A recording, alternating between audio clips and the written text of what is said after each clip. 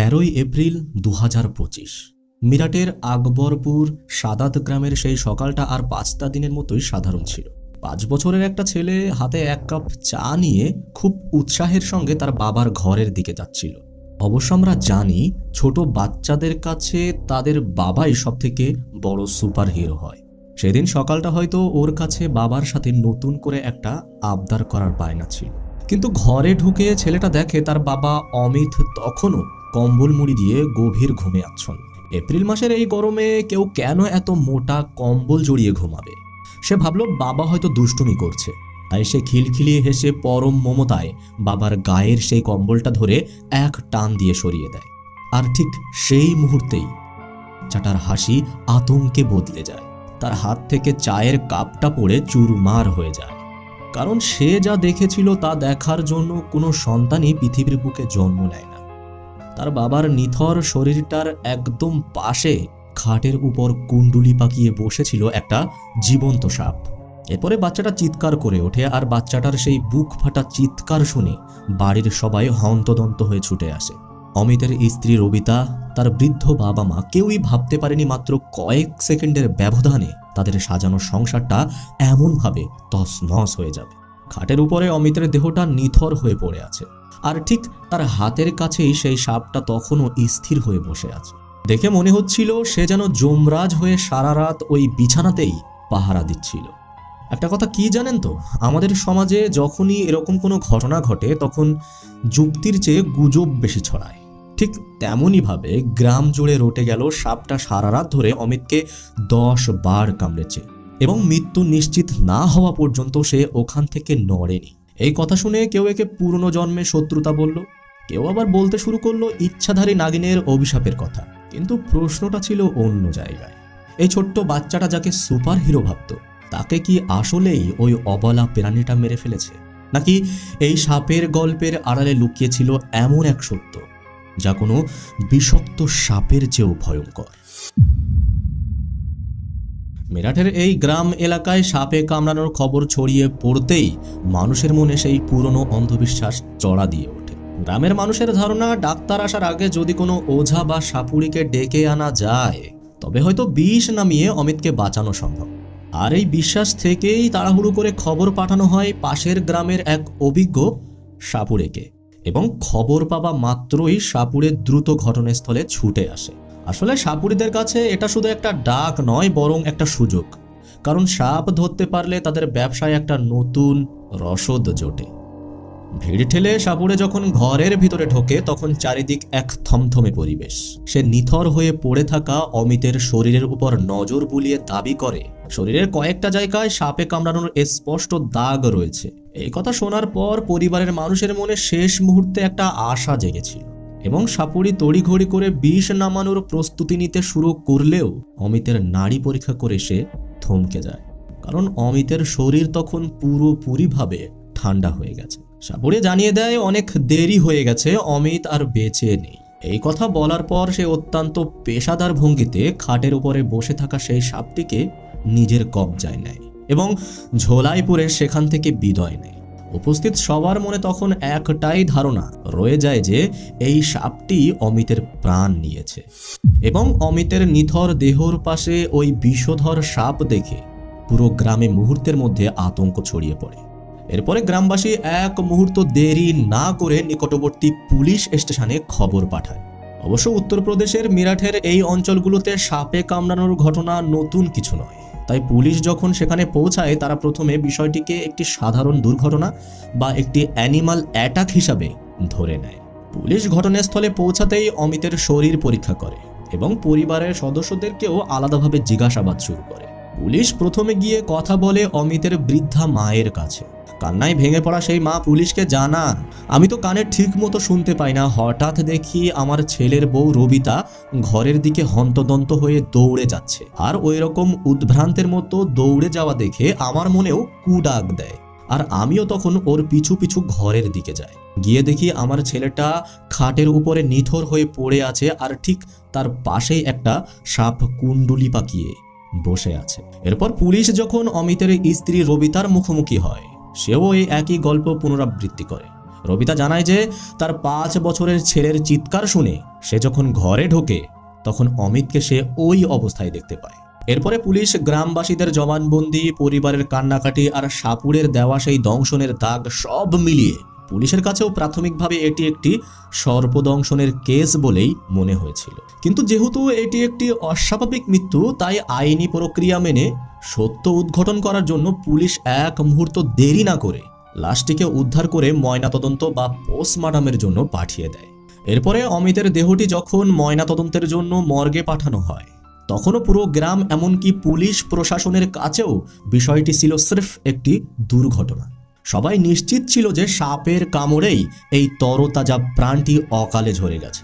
কিন্তু 3 দিন পর 16ই এপ্রিল 2025-এ যখন পোস্টমর্টমের রিপোর্ট পুলিশের টেবিলে এসে পৌঁছালো, তখন সেই কাগজের প্রতিটি লাইন তদন্তকারী অফিসারদের পায়ের তলা থেকে মাটি সরিয়ে দিল। রিপোর্টের প্রথম পাতাতেই লেখা ছিল এক অবিশ্বাস্য তথ্য: অমিতের রক্তে বা শরীরে কোনো ধরনের সাপের অস্তিত্ব পাওয়া যায়নি। অথচ ঘটনাস্থলে উপস্থিত থাকা সাপুড়ে থেকে শুরু করে গ্রামের কয়েকশো মানুষ নিজের চোখে অমিতের শরীরে সাপের কামড়ের মতো দাগ দেখছিল। তাহলে ওই দাগগুলো আসলে কিসের ছিল? আর সবচেয়ে হাড়হিম করা তথ্যটি ছিল মৃত্যুর কারণ। ডাক্তাররা পরিষ্কারভাবে জানিয়ে দেন অমিতের মৃত্যু বিষক্রিয়ার কারণে হয়নি, তার মৃত্যু হয়েছে শ্বাসরোধ বা স্ট্র্যাঙ্গুলেশনের ফলে। এটাকে যদি খুব সোজা বাংলায় বলি, তাহলে কেউ একজন অত্যন্ত নির্দয়ভাবে অমিতের মুখ চেপে ধরে বা গলা টিপে ধরে রেখেছিল যতক্ষণ না পর্যন্ত তার শেষ নিঃশ্বাসটুকু বেরিয়ে যায়। অবশ্য এই রিপোর্টটি পুলিশ যখন হাতে পায়, পুলিশের কপালেও চিন্তার ভাঁজ পড়ে যায়, কারণ রহস্যটা তখন আরো জটিল হয়ে দাঁড়িয়েছিল। পুলিশের মনে তখন হাজারটা প্রশ্ন। যদি সাপ তাকে না কামড়েই থাকে, তাহলে শরীরের ওপর এই ক্ষত তৈরি হলো কি করে? আর যদি ওই ঘরে সত্যি সাপ থেকে থাকে, তবে সেই সাপটি কেন অমিতের উপর হামলা করলো? কেনই বা খুনি এমন একটা অদ্ভুত ঝুঁকি নিল যেখানে সে সাপের উপস্থিতিতেই একজনকে খুন করলো? তখন তদন্তকারী অফিসাররা বুঝতে পারেন এটি কোনো সাধারণ অপরাধ নয়, এটি ছিল পর্দার আড়ালে বসে ছক কষা এক নৃশংস এবং অত্যন্ত ঠান্ডা মাথায় সুপরিকল্পিত হত্যাকাণ্ড। কেউ একজন অত্যন্ত নিপুণভাবে সাপের এই নাটকটি সাজিয়েছিল, যাতে ময়নাতদন্ত ছাড়াই লাশকে পুড়িয়ে ফেলা যায় এবং খুনি চিরকাল আইনের ধরাছোঁয়ার বাইরে থেকে যায়। অবশ্য পুলিশ এখন নিশ্চিত যে খুনি কোনো বনের সাপ নয়, বরং অমিতের খুব পরিচিত কেউ, যে মানুষের ছদ্মবেশে ওই রাতে তার ঘরেই উপস্থিত ছিল। এরপরে পুলিশের কাছে কেসটি এখন সর্পদংশন থেকে সরাসরি একটি হাই প্রোফাইল মার্ডার মিস্ট্রিতে মোড় নেয়। প্রিয় দর্শক, একবার ভাবুন তো, মানুষের মস্তিষ্ক কতটা অন্ধকার আর ধূর্ত হলে এমন একটি নৃশংস ছক কষতে পারে। খুনের পরিকল্পনা এমনভাবে সাজানো হয়েছে যাতে সবাই শুধু একটা অবেলা প্রাণীকেই দোষ দেয়, আর আসল অপরাধী সবার চোখের সামনেই লুকিয়ে থাকতে পারে। একদিকে শোকের মাতমে ভেঙে পড়েছে পরিবার, অন্যদিকে ঠান্ডা মাথায় বোনা হচ্ছে মিথ্যা গল্পের জাল। কিন্তু প্রশ্ন রয়ে যায়, কে ছিল এই ঘটনার আসল মাস্টার মাইন্ড? আর কার মাথায় এসছিল সাপকে ব্যবহার করার এত ভয়ঙ্কর আর শিউরে ওঠার মতো আইডিয়া? আমরা যখন এই রহস্যের গভীরে নামব, তখন আপনিও ভাবতে বাধ্য হবেন একজন মানুষের মনে কতটা ঘৃণা জন্মালে সে এমন নিখুঁত মরণফাঁদ পাততে পারে। এটা অবিশ্বাস্য, কিন্তু একেবারেই সত্যি। আর এরকম ধরনের সত্য ঘটনা আপনাদের সামনে তুলে ধরতে আমরা দিন রাত পরিশ্রম করি। আপনাদের অফুরন্ত ভালোবাসা আর সাপোর্টেই আমরা দ্রুত 5000 সদস্যের এক বিশাল পরিবারের দিকে এগিয়ে যাচ্ছি। আমাদের এই পরিবারকে আরও বড় করতে এবং এরকম হাড় হিম করা ইনভেস্টিগেশন মিস না করতে, আপনারা যারা এখনও নিয়মিত ভিডিও দেখেন কিন্তু এখনও সাবস্ক্রাইব করেননি, তারা প্লিজ প্লিজ প্লিজ সাবস্ক্রাইব করে নিন। চলুন তাহলে ফিরে যাই সেই রাতে যেখান থেকে শুরু হয়েছিল অমিত কাশ্যপের মার্ডার কেসের সেই ভয়ঙ্কর অধ্যায়। পোস্টমর্টমের রিপোর্টের এই চাঞ্চল্যকর তথ্যের পর পুলিশ নিশ্চিত হয়ে যায় যে এটি কোনো দুর্ঘটনা নয়। তাই স্থানীয় থানা এই হত্যাকাণ্ডের রহস্য উদ্ঘাটন করতে কোমর বেঁধে তদন্তে নামে। শুরু হয় গ্রাম জুড়ে নিবিড় অনুসন্ধান। পুলিশ অফিসাররা গ্রামের অলিতে গলিতে গিয়ে সাধারণ মানুষের সঙ্গে কথা বলতে শুরু করেন এবং জানার চেষ্টা করেন অমিতের কোনো ব্যক্তিগত শত্রুতা ছিল কিনা কারোর সঙ্গে। তদন্তের এই পর্যায়ে গ্রামবাসীদের কাছ থেকে পুলিশ এক অত্যন্ত গুরুত্বপূর্ণ তথ্য পায়। কয়েকজন গ্রামবাসী জানায় মাত্র কয়েকদিন আগেই এক ব্যক্তির সঙ্গে অমিতের প্রচণ্ড ঝগড়া বা হাতাহাতি হয়েছিল। পরিস্থিতি এতটাই উত্তপ্ত ছিল যে সেই ব্যক্তি সবার সামনে অমিতকে দেখে নেওয়ার হুমকি দিয়েছিল, যে আমি তোকে দেখে নেব। আর এই সূত্র ধরেই তদন্তে প্রথমবার একটি নাম উঠে আসে, যে নামটি হলো অমরদীপ। অমরদীপ ছিল অমিতের খুব পূর্ব পরিচিত। এই তথ্য পাওয়ার পর পুলিশ কালক্ষেপণ না করে অমরদীপকে খুঁজে বের করে এবং তাকে জিজ্ঞাসাবাদ শুরু করে। কিন্তু অমরদীপের উত্তর ছিল অত্যন্ত সাধারণ। সে পুলিশের কাছে স্বীকার করে যে অমিতের সঙ্গে তার ঝগড়া হয়েছিল, তবে তার কারণ ছিল কেবল কিছু পাওনা টাকা পয়সার লেনদেন। আর সে এটাও দাবি করে যে সামান্য কিছু টাকার জন্য সে কেন তার পরিচিত একজন মানুষকে খুন করতে যাবে। অমরদীপের কথায় কোনো অসঙ্গতি বা খুনের কোনো অকাট্য প্রমাণ না পাওয়ায় পুলিশ তাকে তৎক্ষণাৎ গ্রেপ্তার করতে পারেনি। এবং এই রহস্যের জট খুলতে পুলিশ পুনরায় অমিতের বাড়িতে যায় এবং তার স্ত্রী রবিতার মুখোমুখি হয়। পুলিশ যখন রবিতাকে অমরদীপের ব্যাপারে এবং তাদের ঝগড়ার কথা জিজ্ঞাসা করে, তখন রবিতার আচরণে এক অদ্ভুত নির্লিপ্ততা দেখা যায়। সে খুব নিস্পৃহভাবে জানায় যে সে অমরদীপকে সেভাবে চেনেই না। তাদের মধ্যে কি নিয়ে টাকা পয়সার লেনদেন ছিল বা কেন ঝগড়া হয়েছিল সে বিষয়ে তার কোনো ধারণাই নেই। পরিবারের সদস্য এবং প্রধান সন্দেহভাজন উভয় পক্ষ থেকেই কোনো সুনির্দিষ্ট তথ্য না পেয়ে পুলিশ সাময়িকভাবে কিছুটা দিশেহারা হয়ে পড়ে। আপাত দৃষ্টিতে মনে হচ্ছিল তদন্তটি অন্ধ গলিতে এসে থমকে গেছে, কিন্তু অভিজ্ঞ পুলিশ অফিসাররা জানতেন এই নীরবতার আড়ালেই হয়তো লুকিয়ে আছে আসল সত্যের চাবিকাঠি। আর কোনো অকাট্য প্রমাণ ছাড়া সেদিন পুলিশকে খালি হাতেই ফিরে আসতে হয়। তবে তারা নজরদারি কমাননি। তদন্তের এক পর্যায়ে এসে পুলিশ এক অভিজ্ঞ কৌশলের আশ্রয় নেয়। তারা বুঝতে পারে পুলিশের ইউনিফর্ম দেখে গ্রামের মানুষ অনেক সময় কুঁকড়ে যায়। সাধারণত গ্রাম্য এলাকার মানুষগুলো পুলিশের ঝামেলায় জড়াতে চায় না, তাই চোখের সামনে অনেক কিছু দেখেও ঝামেলা এড়াতে মানুষ মুখ খোলে না। তখন পুলিশ বুঝতে পারে এই দেওয়াল ভাঙতে হলে তাদের সাধারণ মানুষেরই একজন হয়ে মিশতে হবে সবার সঙ্গে। তদন্তকারী অফিসাররা এবার পুলিশের ইউনিফর্ম ছেড়ে সাধারণ পোশাক, লুঙ্গি, গেঞ্জি বা সাধারণ শার্ট পরে গ্রামে নামেন। কেউ বা হকার সেজে, কেউ বা গ্রামের বাজারে আড্ডা দেওয়ার ছলে মানুষের সঙ্গে মিশে যান। চায়ের দোকানে বসে আড্ডায় বা গল্পের ছলে তারা তথ্য সংগ্রহ করতে শুরু করে। আর ঠিক তখনই পুলিশের সন্দেহ সত্য প্রমাণিত হয়। সাধারণ পোশাকে পুলিশের সঙ্গে কথা বলতে গিয়ে গ্রামবাসীরা এবার অনেক বেশি স্বাচ্ছন্দ্য বোধ করে এবং এমন কিছু তথ্য দিতে শুরু করে যা আগে কেউ বলেনি। আর আড্ডার ছলেই উঠে আসে এক চাঞ্চল্যকর তথ্য। গ্রামের মানুষ ফিসফিস করে তাদেরকে জানায় যে গত কয়েক মাস ধরে অমিতের স্ত্রী রবিতার চরিত্র নিয়ে গ্রামে নানা রকম কথা ছড়াচ্ছিল। শোনা যাচ্ছিল রবিতার সঙ্গে পরপুরুষের এক অবৈধ সম্পর্ক রয়েছে, আর এই সম্পর্ককে কেন্দ্র করেই অমিত আর রবিতার সাজানো সংসারে অশান্তির আগুন জ্বলছিল। লোকলজ্জার ভয়ে অমিত হয়তো মুখ ফুটে সবার সামনে বলতে পারেনি, কিন্তু তাদের স্বামী স্ত্রীর সম্পর্কের ফাটলটা ছিল একদমই স্পষ্ট। এই গোপন তথ্য পাওয়ার পর পুলিশ এক মুহূর্ত দেরি না করে সরাসরি অমিতের বাড়িতে হানা দেয়। তবে এবার অমিতের লক্ষ্য ছিল তাদের বৃদ্ধ বাবা ও মা। এরপর পুলিশ যখন তাদের সামনে রবিতার অবৈধ সম্পর্কের কথা বলতে শুরু করে, তখন আর চেপে রাখতে পারেননি অমিতের মা। তিনি কান্নায় ভেঙে পড়েন এবং তিনি স্বীকার করেন যে হ্যাঁ, গত কয়েক মাস ধরে অমিত আর রবিতার মধ্যে সাপ আর বেজির মতো সম্পর্ক ছিল। রবিতার ফোনের মেসেজ আর তার চলাচল নিয়ে অমিতের মনে গভীর সন্দেহ ডানা বেঁধেছিল। বাড়ির ভেতর দিন রাত ঝগড়া আর অশান্তি লেগেই থাকতো। পুলিশের কাছে এখন পুরো কেসটার মোড় ঘুরে গেল। যে রবিতা আগে বলছিল সে অমরদীপকে চেনেই না, এখন সেই রবিতা আর অমরদীপের সম্পর্কের কাটা ছেঁড়া শুরু হলো। পুলিশ বুঝতে পারলো এই খুনের জাল বোনা হয়েছিল অনেক আগে থেকে, আর এর কেন্দ্রবিন্দুতেই ছিল এই নিষিদ্ধ প্রেমের গল্প। এরপর পুলিশ যখন নিশ্চিত হলো যে রবিতার দেওয়া বায়ানে অসংখ্য অসঙ্গতি রয়েছে, তখন তারা আর দেরি না করে তাকে হেফাজতে নেয়। অবশ্য প্রথম দিকে জিজ্ঞাসাবাদের সময় রবিতা ছিল অত্যন্ত শক্ত এবং ধূর্ত। সে বারবার একই কথাই বলছিল যে সে কিছুই জানে না।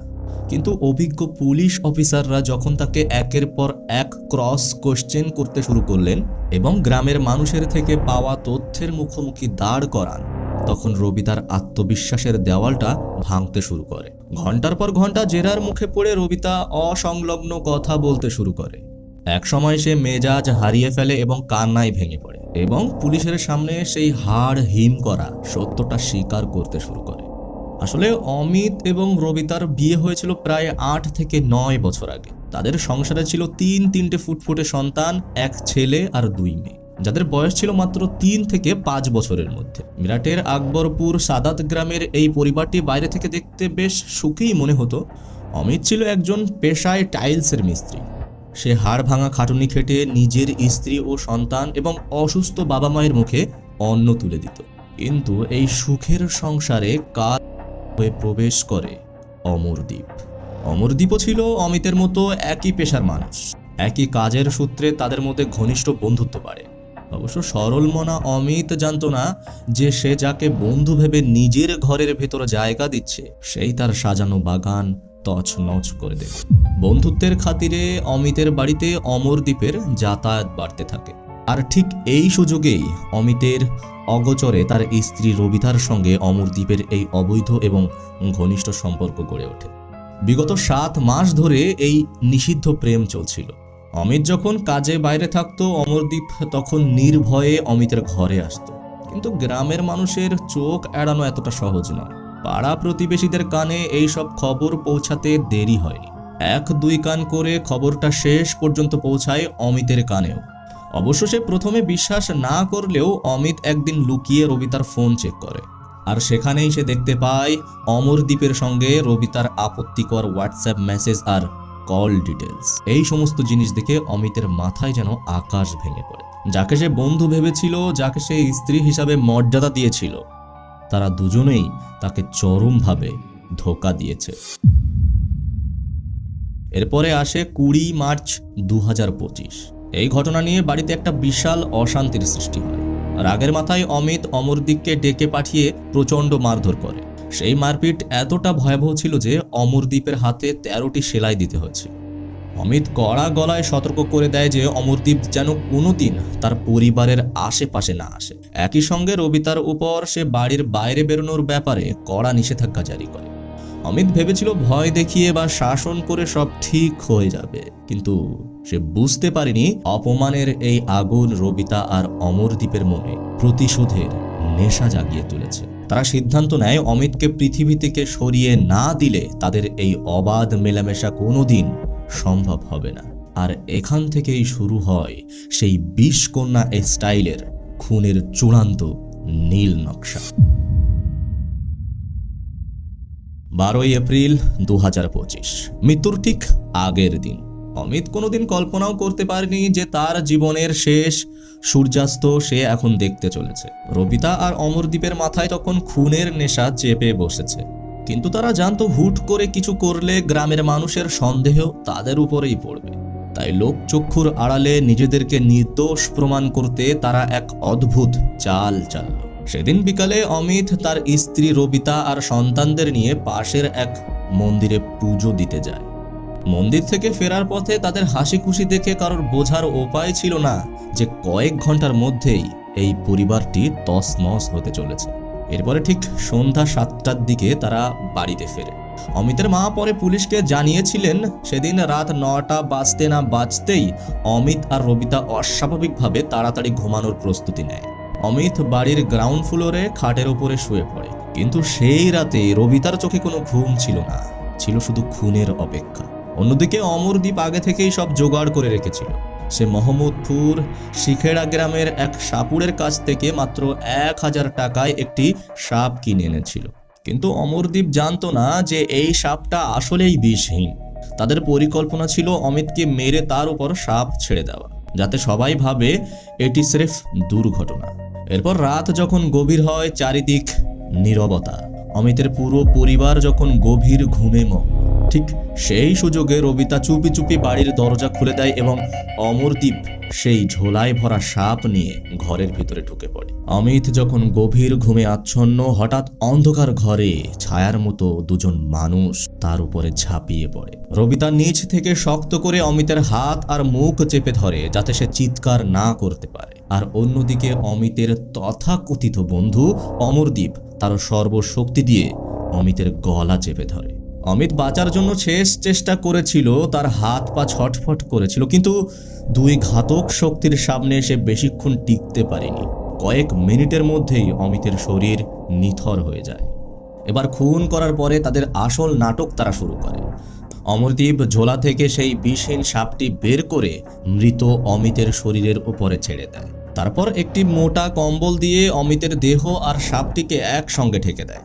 তাদের ধারণা ছিল কম্বলের গরমে সাপটি নিশ্চয়ই অমিতকে দংশন করবে এবং সকালে যখন সবাই দেহটিকে দেখতে পাবে তখন ময়নাতদন্ত ছাড়াই মেনে নেবে এটা একটি সাপের কামড়েই মৃত্যু। এরপরে অমরদীপ অন্ধকারের সুযোগ নিয়ে গা ঢাকা দেয় আর রবিতা তার পাশের ঘরে গিয়ে এমনভাবে শুয়ে পড়ে যেন সে কিছুই জানে না। কিন্তু সে জানতো না যে এই নিখুঁত পরিকল্পনার মধ্যেও তারা এক বিশাল ভুল করে ফেলেছে। যে সাপটিকে তারা যমরাজ ভেবে এনেছিল সেই সাপটি ছিল তাদের অপরাধ ফাঁস করার প্রথম সূত্র। রবিতার স্বীকারোক্তির পাওয়ার পর পুলিশ এক মুহূর্ত সময় নষ্ট করেনি। তারা সরাসরি হানা দেয় সেই সাপুড়ের ডেরায়। সাপুড়ে পুলিশকে দেখে প্রথমে ঘাবড়ে গেলেও পরে কবুল করে যে অমরদীপ নামে এক যুবক তার কাছ থেকে 1000 টাকায় একটি সাপ কিনে নিয়েছিল। সাপুড়ে তাকে আরও জানায় অমরদীপ তাকে বলেছিল যে সাপটি সে কোনো এক জাগ্রত পূজায় ব্যবহার করবে। এরপরে এই অকাট্য প্রমাণ নিয়ে পুলিশ অমরদীপকে তার গোপন আস্তানা থেকে গ্রেপ্তার করে। প্রথমে সে খুনের কথা অস্বীকার করে এবং দাবি করে যে তাকে মিথ্যা মামলা দিয়ে ফাঁসানো হচ্ছে। কিন্তু যখন তাকে সেই সাপুড়ের সামনে দাঁড় করানো হয় এবং সাপ কেনাবেচার সেই লেনদেন প্রমাণ হিসাবে দেখানো হয় তখন অমরদীপের সব অস্বীকার ভেঙে পড়ে। সে বুঝতে পারে তার সাজানো নাটক আর টিকবে না।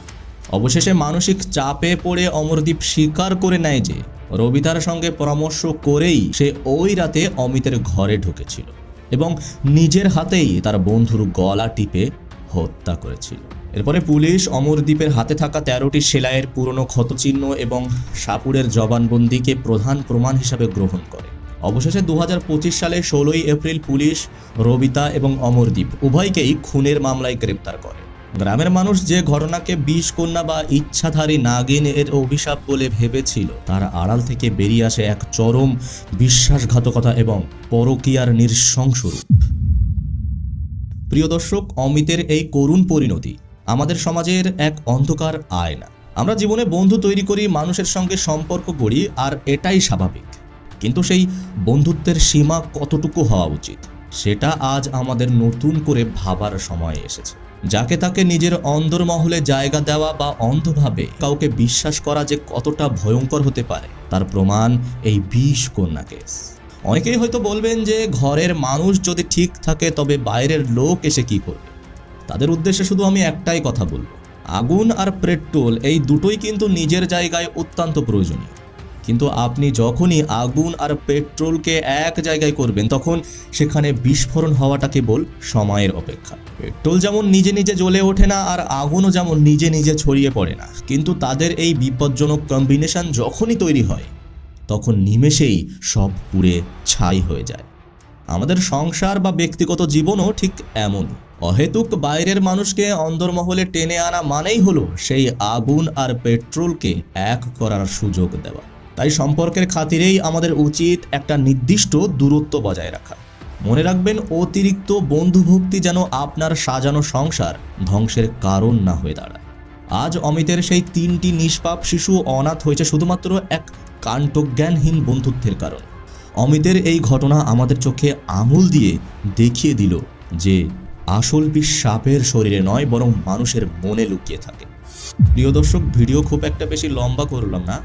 আপনারা যারা এখনও দীর্ঘ সময় ধরে এই ভিডিওটা দেখছেন তাদের কাছে অনুরোধ, আমাদের 5000 সদস্যের বিশাল পরিবারটি পূর্ণ হতে আপনাদের একটি সাবস্ক্রিপশন অত্যন্ত মূল্যবান। আপনাদের ভালোবাসা ছাড়া সত্যি বলতে আমাদের এই চ্যানেলটা একদমই বেমানান। তাই যারা এখনও ভিডিওটি দেখছেন অথচ সাবস্ক্রাইব করেননি তারা প্লিজ এখনই চ্যানেলটি সাবস্ক্রাইব করে নিন এবং পাশে থাকা বেল আইকনটি ক্লিক করে দিন। তাই দেখা হবে পরবর্তী কোনো রোমহর্ষক ইনভেস্টিগেশনে। ততক্ষণ সাবধান থাকুন, সতর্ক থাকুন, ভালো থাকুন এবং অন্যকে বিশ্বাস করার আগে তাকে ভালোভাবে যাচাই করে নিন।